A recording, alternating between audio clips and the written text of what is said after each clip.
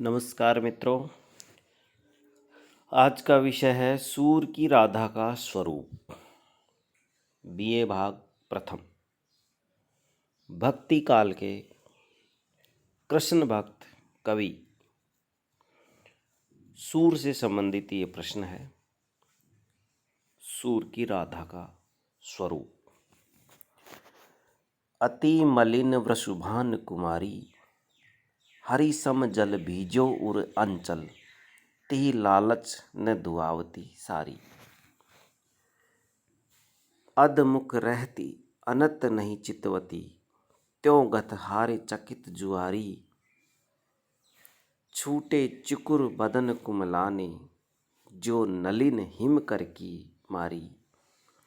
हरि संदेश सुनी सहज मृतक मधु, इक विरहनी दूजे अली जारी। सूरदास कैसे करी जीवे, ब्रज बनिता बिन श्याम दुखारी। अति मलिन वृषभान कुमारी। सूरदास जी के पद में बहुत सारे ऐसे पद हैं जिनमें राधा का वर्णन किया गया है।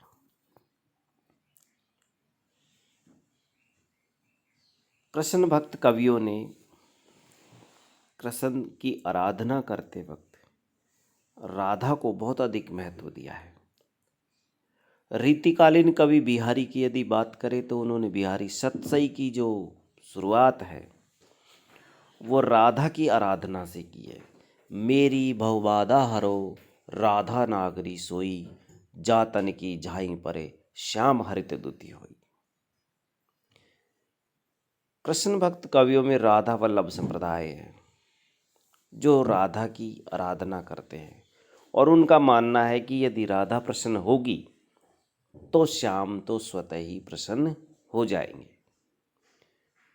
अतः हमें देखना यह है कि सूर के काव्य में राधा का स्वरूप क्या है। सूरदास ने अपने सूर सागर की रचना मद् भागवत पुराण के आधार पर की है। भागवत के जो प्रसंग हैं उनका प्रभाव ग्रहण करके सूर ने अपने काव्य में उसे मौलिकता प्रदान की और उन्होंने सूर सागर के कथ्य को रस में बनाने के लिए भागवत से भी इतर वर्णन किए। इन्हीं में से राधा का वर्णन एक है। भागवत पुराण में राधा का वर्णन नहीं है, वहां पर एक गोपी का वर्णन है जो अन्य गोपियों से विशिष्ट है, विशेष है। और उसके बारे में कहा है कि भगवान ने अवश्य ही आराधना की है और वो जो आराधना की है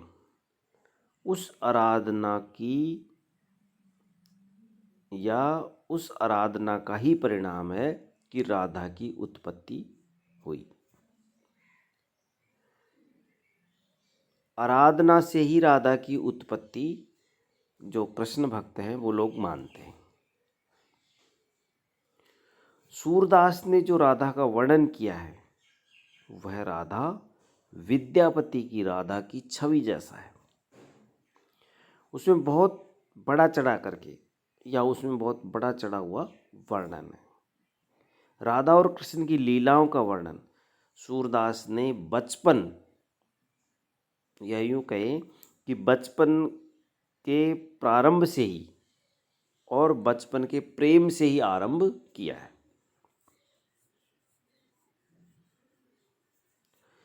इसीलिए भ्रमर गीत की गोपियां इस तरह का संकेत करती हैं और उद्धव से कहती है, लरिकाई को प्रेम कहो अली कैसे छूटत। लरिकाई को प्रेम कहो अली कैसे छूटत, अर्थात बचपन का प्रेम है। ये ज्ञान मार्ग के उपदेश से कैसे दूर हो सकता है, कैसे छूट सकता है। तो सूरदास ने राधा को उसी प्रेम में आकंठ डूबा हुआ दिखाया। ब्रज की गलियों में अचानक कृष्ण की भेंट राधा से करवाइए। और फिर कृष्ण उनसे पूछने लगते हैं कि तुम कौन हो, कहाँ रहती हो, हमने इस ब्रज में तुम्हें कहीं देखा नहीं है। और राधा भी उत्तर देती है कि हम ब्रज में क्यों आएंगे, हम तो अपने घर पे रहते हैं, अपने आंगन में खेलते हैं। और हम सुनते रहते हैं कि नंद का पुत्र है जो माखन की चोरी करता फिरता है। और फिर कृष्ण उनसे पूछते हैं कि हमने तुम्हारा क्या चुरा लिया, हमने तुम्हारा क्या चुरा लिया, चलो हम साथ खेलते हैं। तो इस तरह कृष्ण राधा को बातों ही बातों में, उस भोली राधा को बुलावे में डाल देते हैं। और ये बहुत ही सुंदर प्रसंग यहाँ पर सूरदास जी ने उपस्थित किया है। बूझत श्याम कौन तू गोरी, कहाँ रहती काकी है बेटी, देखी नहीं कहू ब्रज खोरी। बूझत श्याम कौन तू गोरी, कहाँ रहती काकी है बेटी, देखी नहीं कहू ब्रज खोरी। तो राधा कहती है, काहे को हम ब्रजतन आवत, खेलत रहत आपनी पोरी। सुनत रहत श्रवणनी, नंद डोटा करत फिरत माखन दधि चोरी। फिर कृष्ण कहते हैं, तुमरो कहा चोरी हम लेहें, खेलन चलो संग बिलजोरी। सूरदास प्रभु रसिक शिरोमणि, बातन बुरई राधिका भोरी। बूझत श्याम कौन तू गोरी। बहुत सुंदर वर्णन यहाँ पर सूरदास जी ने राधा और कृष्ण का किया है। प्रथम प्रेम दोनों को अच्छा लगता है। खेलते समय, दूध दूहते समय, पनघट पर, हंसने में, रोने में, मान मनुहार में, वासना रहित निर्मल विशुद्ध प्रेम सूरदास जी ने चित्रित किया है, वर्णित किया है। राधा को सूरदास ने श्रृंगार से युक्त, सौंदर्य से युक्त चित्रित किया है।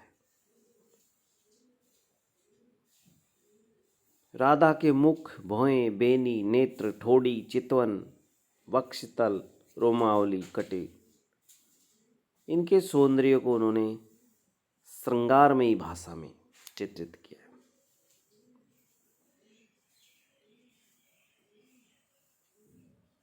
इसका एक उदाहरण है, जुगल जंग जहरी जराब, की राजती उदार, राजहंस गति चलती, कृशोदरी अति नितंब के भार। छिटकी रहो लहंगा रंग, तन सुख सारी तन सुकुमार, सूर सुअंग सुगंध समूहनी, भंवर करत गुंजार। तो सूरदास जी ने राधा का सौंदर्य का वर्णन भी किया है। इसके बाद में सूर ने कृष्ण और राधा के दोनों के प्रेम का कई बार ऐसा भी वर्णन किया है जहाँ वो कभी कभार एक दूसरे के घर आने जाने, खेलने बुलाने का वर्णन है, जिसमें उनका प्रेम बढ़ता चला गया। कृष्ण नागर है राधा नागरी है, सूर श्याम नागर उत राधा नागरी, दो मिली गाय। तो सूरदास ने राधा को कृष्ण के प्रेम से विभोर बताया है। कृष्ण और राधा, इनके प्रेम की प्रगाढ़ता के बाद में राधा को श्री कृष्ण के विरह में व्याकुल भी बताया है, क्योंकि कृष्ण ने राधा के ऊपर जादू सा कर दिया है और राधा का चित्त वो चंचल है। अब वो श्री कृष्ण को देखे बिना व्याकुल रहता है। राधा श्री कृष्ण के प्रेम में खाना पीना भी भूल जाती है और उसकी दशा विरहिणी नायिका जैसी हो जाती है। श्याम सुंदर मदन मोहन मोहन सी लाई, चित चंचल कुंवरी राधिका खान पान भुलाई। कबहु विपलत कबहु विहस्ती, सुकुचि रहती न जाई। मात पितु को त्रास मानो मानत, मन बिना भई बाई। तो इस प्रकार है जो सूर्य ने है जो उसके विरह की दशा का वर्णन भी किया है।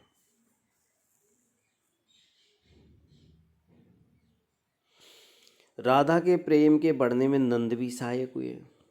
वे कहते हैं कि दोनों यहीं गायों के पास खेलते हैं, दूध दूहते हैं या दूध दूहने के स्थल पर मिलते हैं और कृष्ण जाते हैं और राधा का हाथ पकड़ करके ले आते हैं।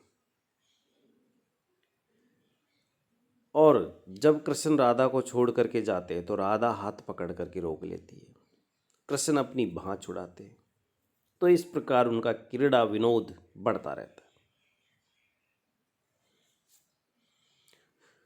तो सूर ने जयदेव के गीत गोविंद की तरह भाव व्यक्त करके राधा और कृष्ण की क्रीड़ा विलास को भी चित्रित किया है।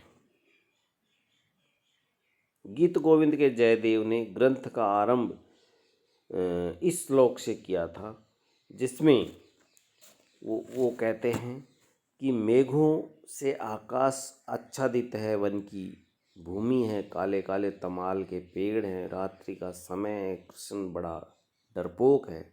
हे राधे, तुम इसे घर पहुंचा दो। ऐसा नंद जी की आज्ञा पाकर यमुना के किनारे एकांत में जो क्रीड़ा कर रहे हैं, ऐसे राधा माधव की जय हो, ये उन्होंने ऐसा चित्रित किया है। तो सूरदास ने भी इसी प्रकार का राधा कृष्ण की क्रीड़ाओं का वर्णन किया है, अपने सूर सागर में किया है। गगन गहराई जुरी घटाकारी, पवन झकझोर चपला चमकी चहु और सुवन तन चित नंद डरत भारी। कहो वृषभान की कुंवरी सुबोल के, राधिका कान घर लिए जाहुरी। दो घर जाओ संग गगन भयो श्याम रंग, कुंवर कर गयो वृषभानु बारी। गए बन घन और नवल नंद किशोर नवल, राधा नए कुंज भारी। अंग पुलकित भये मदन तिन तन जय, सूर प्रभु श्याम श्यामा बिहारी। तो सूरदास की राधा जयदेव और विद्यापति की राधा की तरह बन जाती है। सूर की राधा जयदेव और विद्यापति की राधा की तरह बन जाती है। किंतु सूर की अपनी विशेषता है कि उन्होंने राधा और कृष्ण की जो बाल क्रीड़ा है उसमें राधा और कृष्ण के एक दूसरे के प्रति प्रेम को बड़ी स्वाभाविकता के साथ चित्रित किया है। साधारण बालकों की तरह राधा अपनी माता से रूठ जाती है जब उसे कृष्ण के यहाँ खेलने जाने से उसकी माँ रोकती है, और राधा का कृष्ण के साथ इतना रस स्निग्ध चित्रण सूरदास जी ने किया है कि घर में जिद के रूप में जब राधा श्री कृष्ण से मिलने की जिद करती है तो उसका भी सूरदास जी ने बड़ा सुंदर चित्रण किया है। खेलन को मैं जाऊं नहीं, खेलन को मैं जाऊं नहीं, और लरी कनी घर घर खेलत, मोही को पर कहत तुम्हें।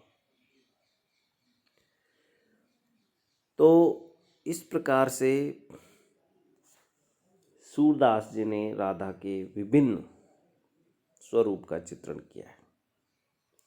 डॉक्टर हजारी प्रसाद द्विवेदी ने व्यक्त किया है कि माता के डांटने डपटने पर राधा के प्रेम में कभी कमी नहीं आई, वो बढ़ता ही गया। उसमें जो स्वाभाविकता है उसकी प्रशंसा करते हुए वे कहते हैं, मगर प्रेम गाढ़ से गाढ़तर होता जाता है। पनघट पर ठटोली होती है, रास्ते में छेड़छाड़, पर कहीं भी वह प्रेम उच्छ्वास के रूप में फूट नहीं पड़ता। मानो इन सारी लीलाओं में कोई विचित्रता नहीं, मानो ये इतनी स्वाभाविक है कि कभी किसी के कहने की आवश्यकता नहीं। बिना किसी हिचकिचाहट के जोर देकर कहा जा सकता है कि इस प्रकार अपने आप में भरपूर प्रेम सूरदास की लेखनी की ही करामात है। प्रेम के 1.25 लाख गीतों का समुद्र एक बार भी उद्वेलित नहीं हुआ, कहीं भी निर्मयदी नहीं हुआ, मर्यादाओं का उल्लंघन कहीं पर भी नहीं हुआ। तो सूर की राधा का सूरदास ने गोपियों के साथ वर्णन किया है, उनके साथ भी किया है और अलग भी किया है। गोपियों के साथ क्रीड़ा विनोद, दान लीला, मान लीला, चीरहरण, वंशी वादन और रास उत्सव, इनमें राधा शामिल होती है। सूरदास ने उनमें बार बार प्रमुखता से राधा को एक तरह से व्यक्त किया है। गोपियां राग में मग्न हैं, मगर सूरदास कहते हैं नंद सुत वृषु भानु तनया रास में जोरी बनी। सूरदास ने राधा को हर जगह प्रमुखता दी। क्रीड़ा विनोद करती हुई गोपियां राधा और कृष्ण का विवाह करा देती है। सूरदास ने उसका पूरे विवाह के वातावरण के साथ वर्णन किया है और अंत में देवताओं के प्रसन्न होने को भी व्यक्त किया है। बाजई जू बाजन सकल सूर नभ पुष्प अंजलि बरसई, थकी रहे व्योम विमान मुनिजन, जय सबद करी हरसई, सुनी सूरदासई भयो आनंद, पूंजी मन की साधिका, श्री लाल गिरधर नवल दुलह, दुल्हिनी श्री राधिका। तो इस प्रकार से है जो सूर ने अपने काव्य में राधा के स्वरूप का वर्णन किया है।